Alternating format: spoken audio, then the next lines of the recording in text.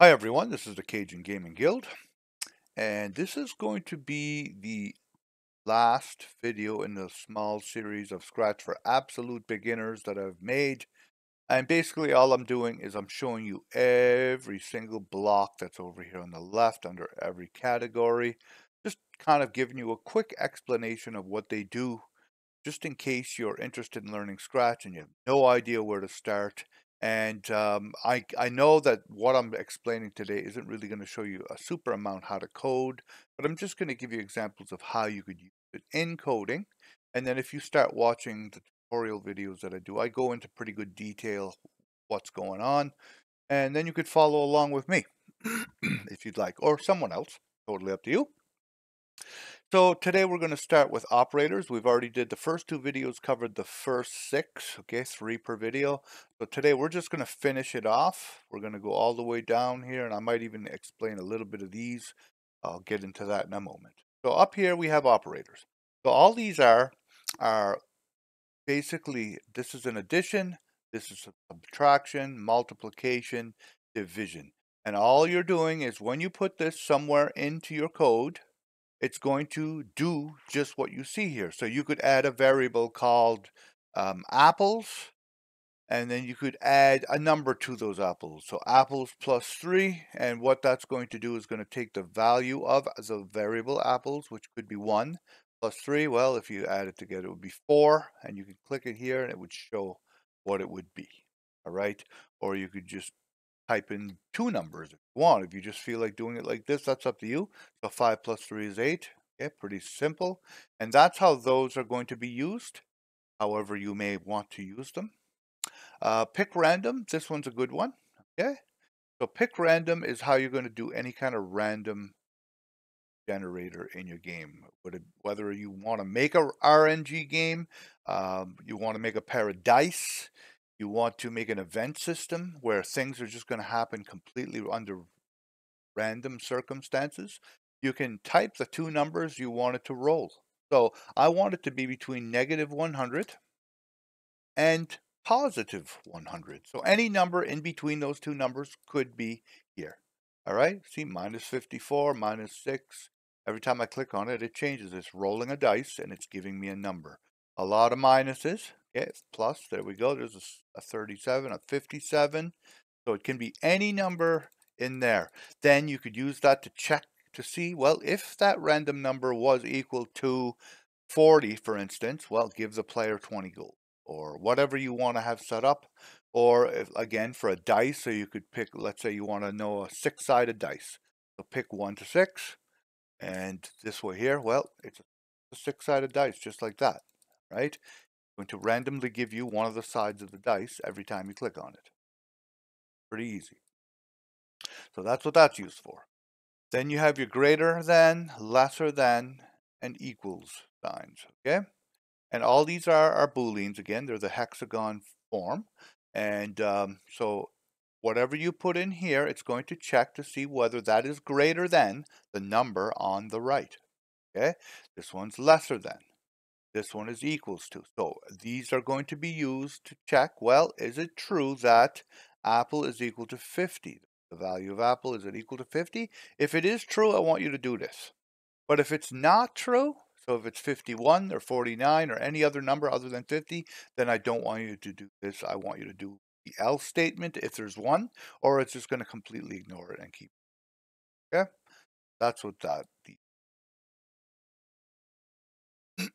Then we have and. You're going to use this a lot, and you're going to use its twin, evil twin or, okay? And these are, so you can check more than one thing, all right? So up here, I want to know if apple was equal to 50.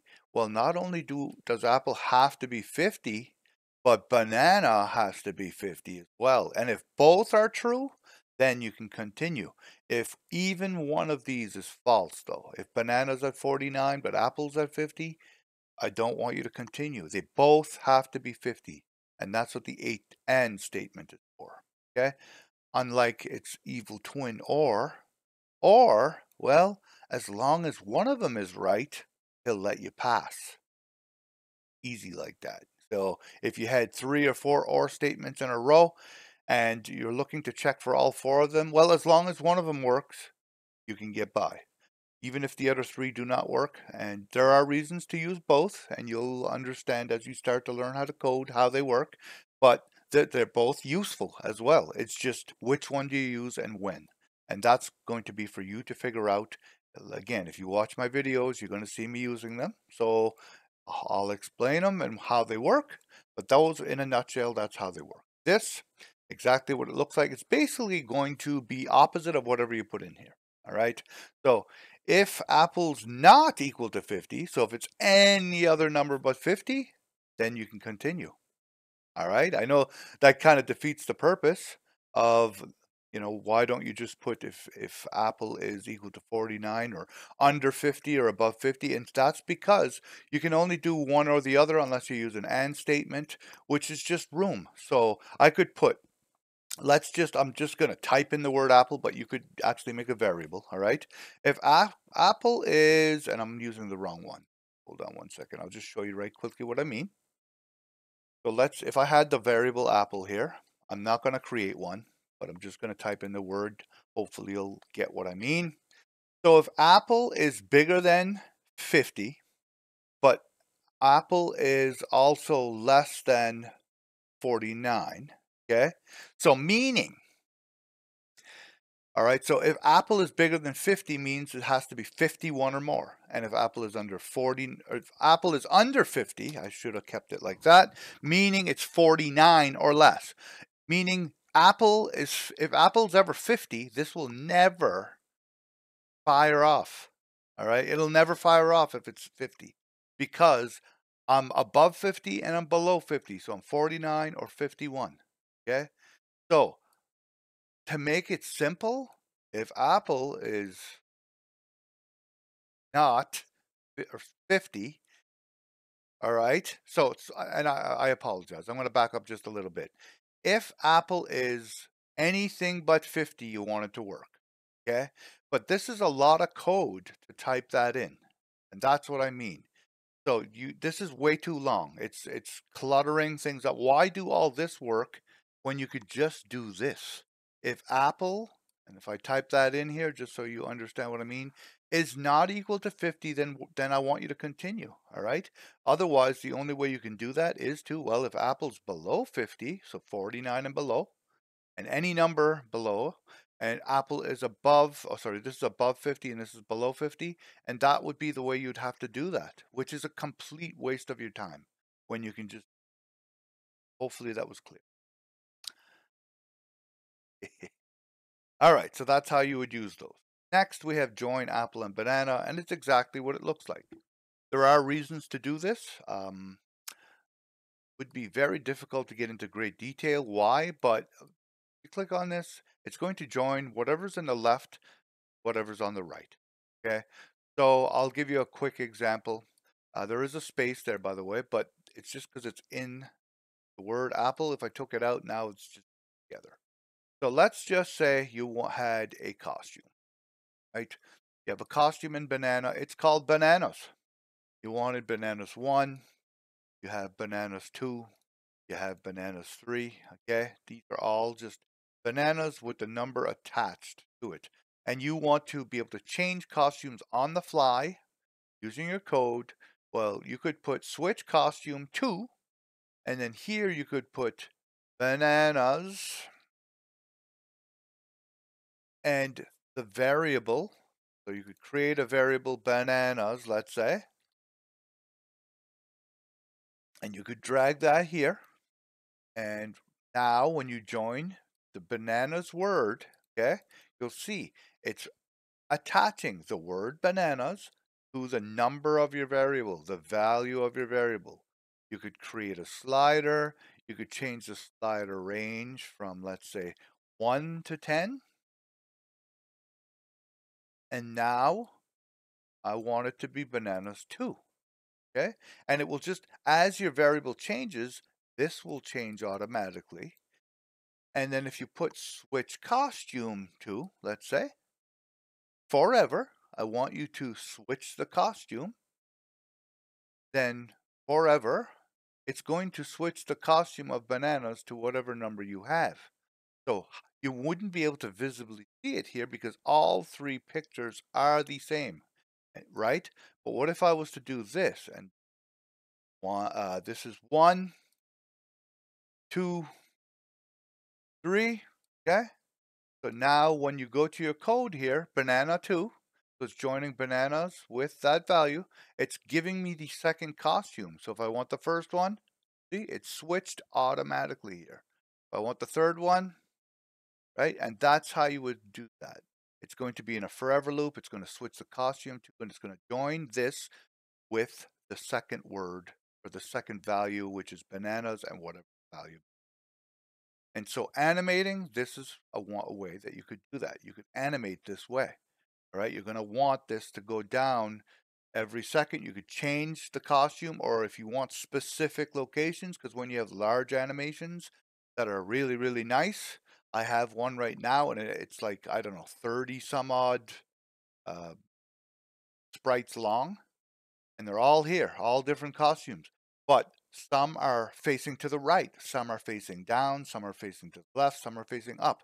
9 of each, I believe it. Well, I need to know which direction I'm facing. Then I want it to fire off just those 9. I don't want it firing off the rest.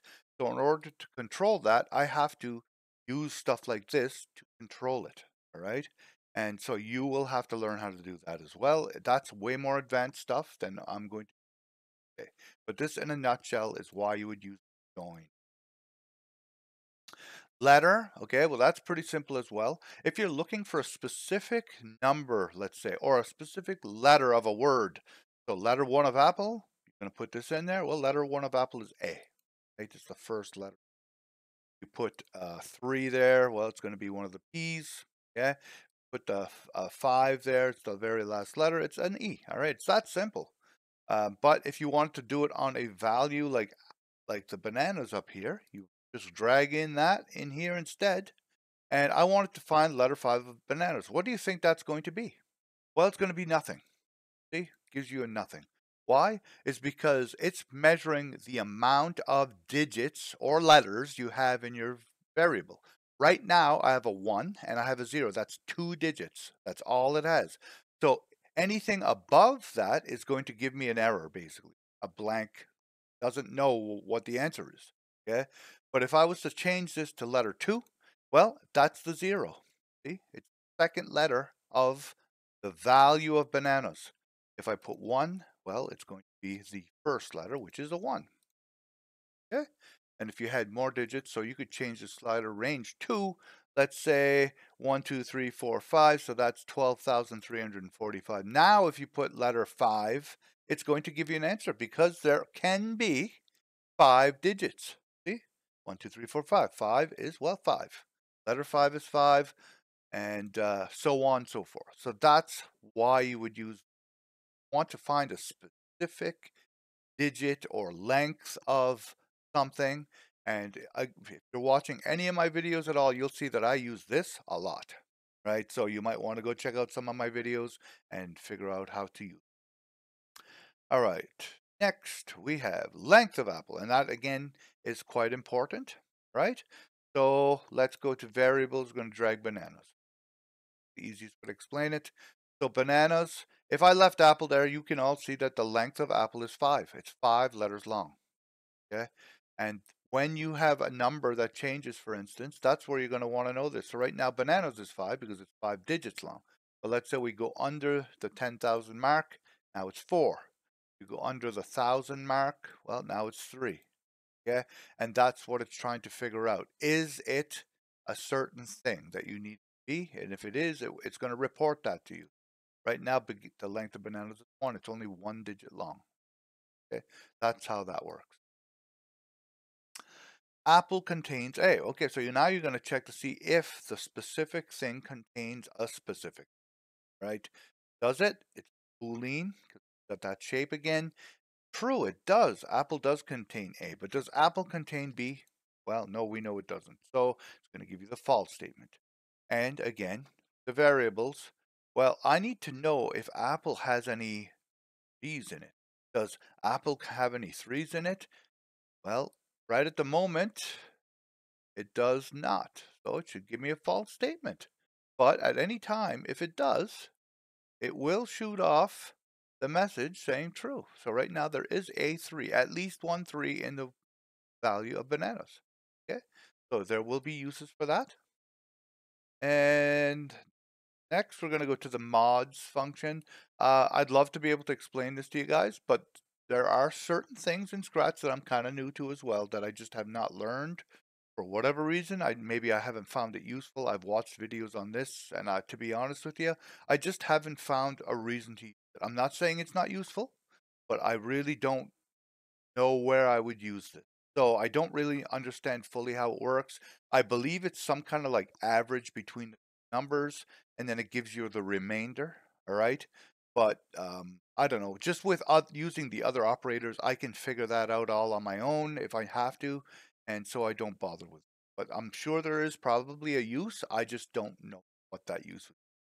So if you watch other people's videos, I'm sure they will be happy to explain. Round, this is one that I do use though, because you're going to get to points where you might have decimal points in. Okay, so once that happens, and you have this, and let's say this bananas was 12.345, all right, but you want to know whenever Apple gets to 13, well, it's never going to really get to 13. It might not stop directly on 13. It might be 12.9, and then it might go to 13.4.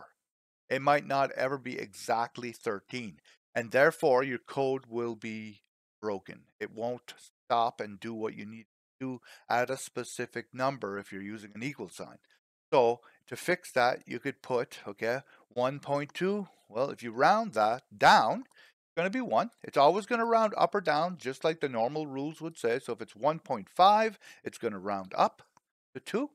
And if it's under 0.5, it's going to round down. And that's simple. So if you want to get rid of the bug that, it's not going to stop at 13, well, if you have that specific banana number here, well, once it got to 12.9, it would round it up to 13.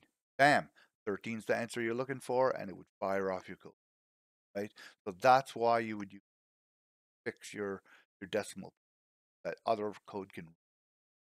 Okay. So this also is another function, and it's not that I don't think this is useful, because this is very useful. I'm an older feller, and I never took advanced math, all right? Even though I can code, um, I just have a real big want to learn how to code. I always have, so I force myself to learn it, all right?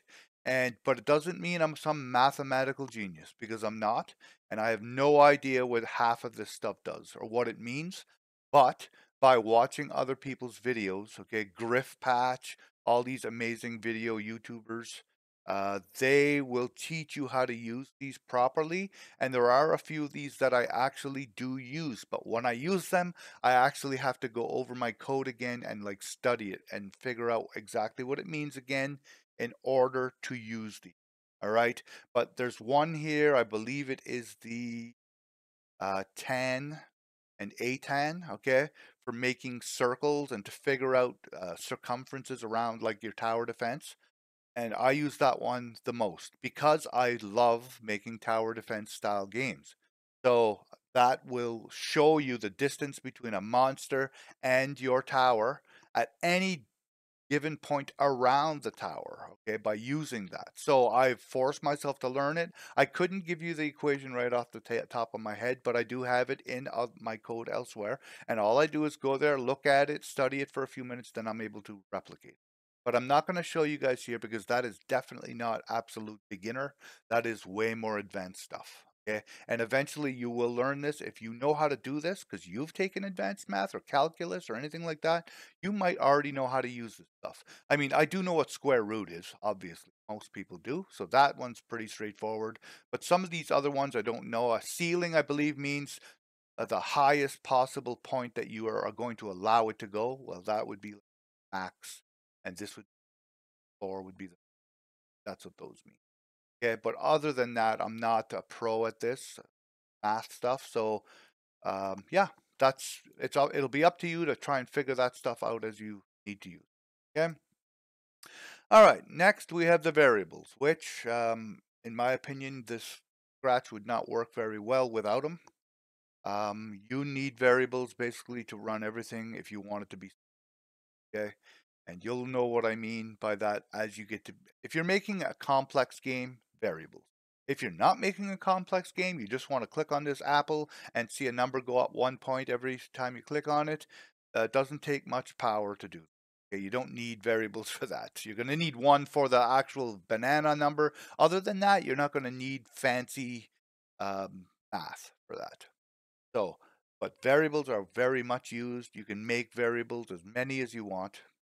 And you can make them for all sprites, which means all sprites can affect this, but you can also make it just for this specific sprite only. All right, and only when you're on that sprite will you see that. So I'll show you what I mean. Secret banana. All right. I didn't actually wanted to do secret banana. We'll try that again for this sprite only. Okay. Now, when I'm on Apple, I don't see, not in my list, meaning I cannot use that variable from Apple. I can only use it from the bananas sprite. It's a sprite that's specific to this sprite. And you'll see here, bananas colon secret banana, meaning this is only attached to this. That's it. That's the only thing that can see it in the game. And it's the only thing that control it, that can control it. So knowing that, you have to figure out when to use sprite only or all sprites. But basically what I found is, I mean, if you have a variable like gold, hit points, life, anything that you're going to want to see anywhere, that's just going to be all sprites. It's pretty straightforward. When you want it to this sprite only, stuff like clones, you will need to figure that out because clones all have to be their own sprite, or else if you destroy one clone, they all die because they're all the same sprite if you put all sprites. Understand? All right, hopefully you do. These are, well, straightforward. In order to set up your banana value right at the start of the game or any point in your game, you can use this and it will just set it directly to the value that you put there. So let's say it's set banana 10. It's going to set it to 10 when you or when it gets to the part of the.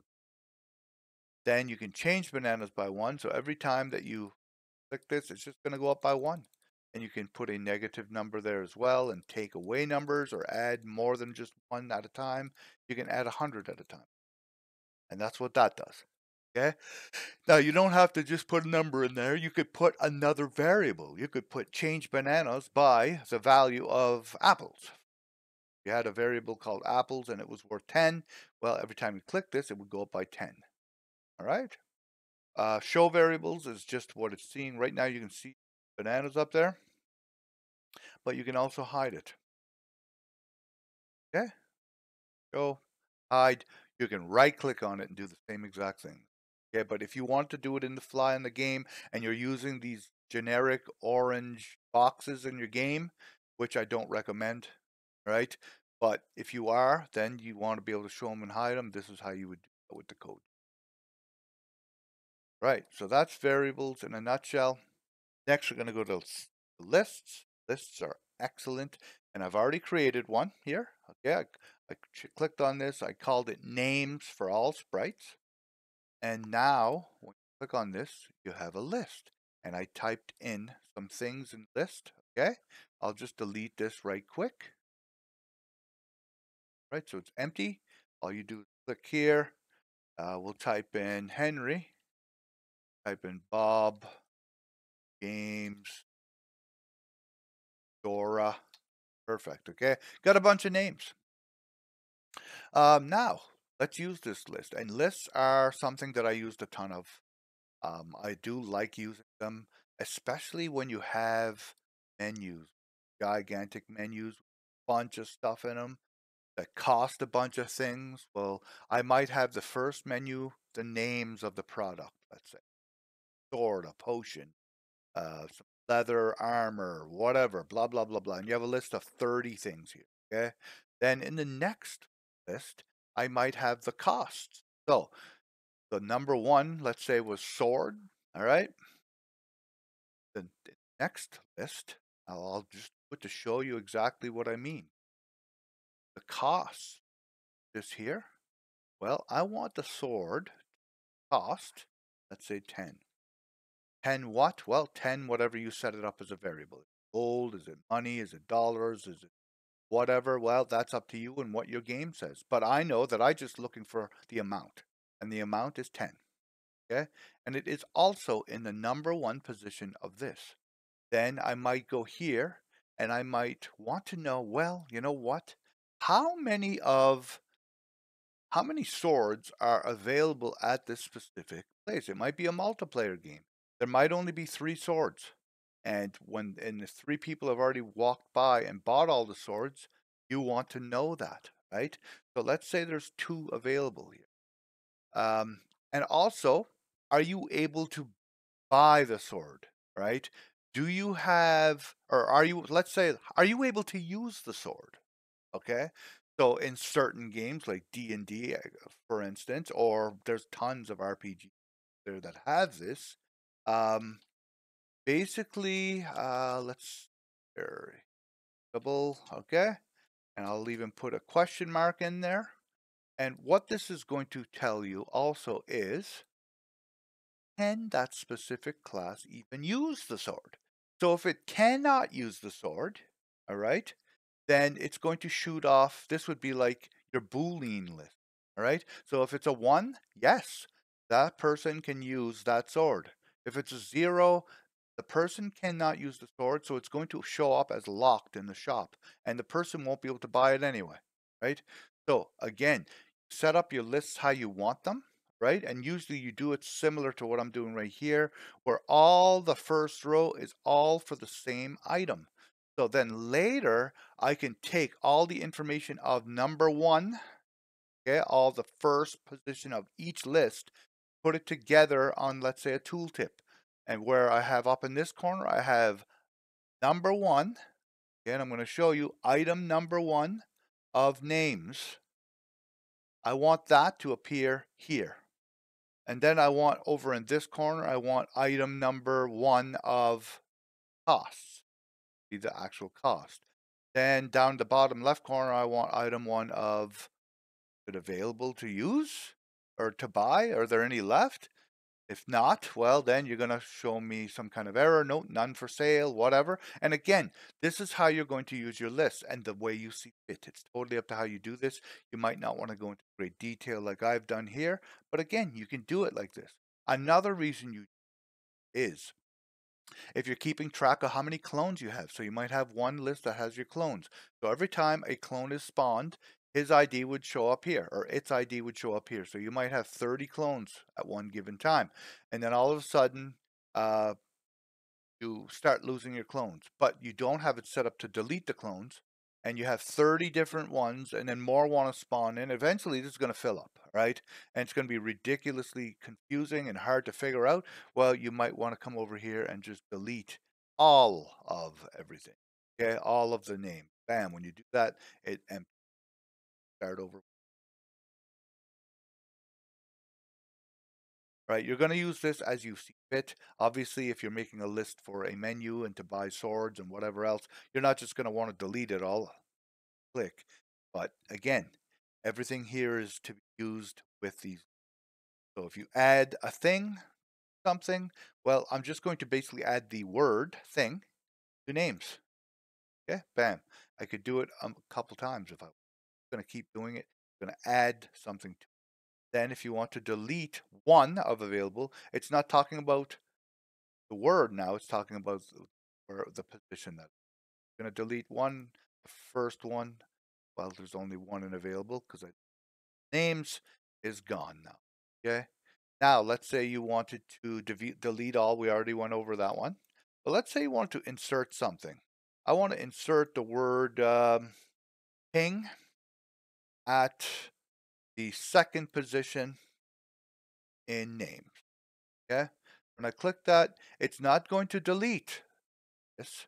It's just going to push it ahead. See? So now we have something in things. It's called ping. All right. But the replace one is going to do just that. So I want to replace item number 2 of names with haha. All right. Now when I click this, ping is going to turn into haha. And that's how you're going to use these things, right? Again, they're pretty self-explanatory when you read them. It's just if you're not sure how to use them, read them over a couple times, try them out. You can't really hurt anything. And yeah, you'll figure it out after a while, I'm sure. Yeah. Item one, if you're checking to see if specific item is equal to something, for instance, well, item one of names is thing. Okay. Item two is haha. And that's what you would use. Item number of things in available is 0 because there's nothing there. It's empty. But item number of names, well, there's 4 in there. I can see them from here. Oh, sorry. Not that. This is completely different, and I'm glad I caught that. That's a different one. So, item number of thing. Okay, where is thing in names? Well, it's at 3 different positions, unfortunately for you. Because it is, it's only going to pop up one. It's going to continually give me the first one that it finds. Okay, so be aware of that. If you have more than one and you're getting an error, it could be because of something like that, right?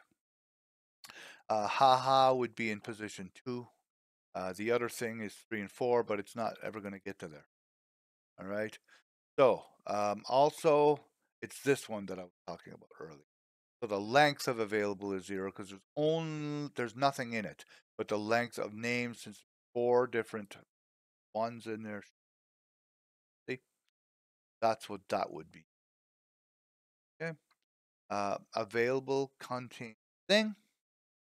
Okay. So does available contain the word thing? No, it does not. So it's give you a false statement. But does names contain thing? Yes, it does. So it's the Boolean, whether that word somewhere. Okay. Show list, and this is exactly like the other one. When you click on it, it's going to show the list, and if you hide it, you can. Okay, and it's here. Again, you can just right click and hide them because you're not going to really want to. You're just going to want to manipulate them, shut off, and you fix something. So you're going to list. You can do that just by check mark. That easy. All right, so that's lists in a nutshell. I'm just going to switch over to the Apple to clear this off. And next, we're just going to go to make a block. I'm not going to go into great detail with this, but make a block. You can actually make your own blocks. And the only reason I ever use this, very rarely that I do not use this for a different, or that I use this for a different reason. But most of the time when I use this, it's only for this specific thing right here, called run without screen refresh. Because when you're making clones, sometimes it takes 0.5 of a second for all of your clones to load up at the same time, and it looks hard in your game. So if you can run it without screen refresh, it'll be instantaneous. It takes that little bit of lag away, and so when I use this, it's almost always just to make a block where I can run it without screen. So let's say I want to load clones. Okay, that's what I'll call this, and I'm going to run it without screen refresh. It's going to create a hat block that you can put any code that you want to run without screen refresh. And then you're going to put this where you want it to fire off. So when it fires off, everything here happens instantly. So if you put a forever loop here, I'll tell you right now, it's going to screw your game up bad. It will freeze up your game. It's going to lag it out. It cannot handle forever loops. It never will. And you can try all you want, but I have not figured it out yet. It's just not something that it's meant for.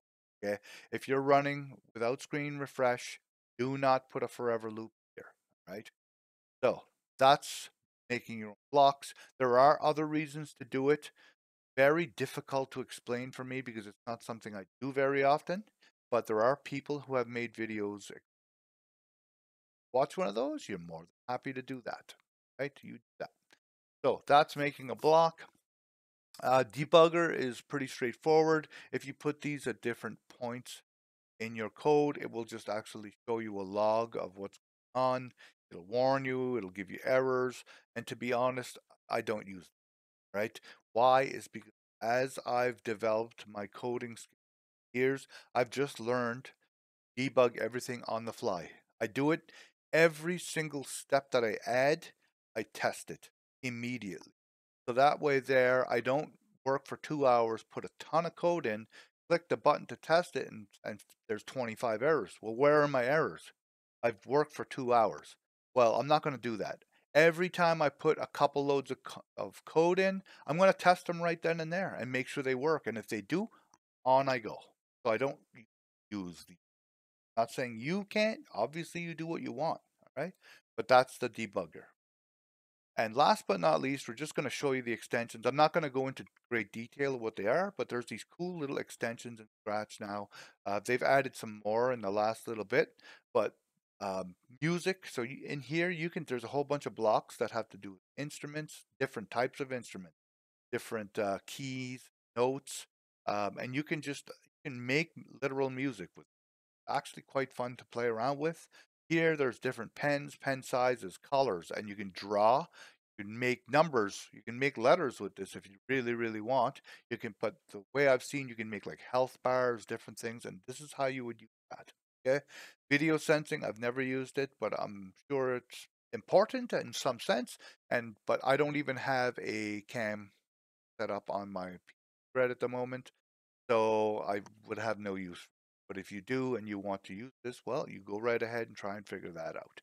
Text to speech, I've played around with this. It's hilarious. You can actually type in like a box, and then there's different voices that you can use, different pitches, I believe, and it's just going to say whatever you type in there, right?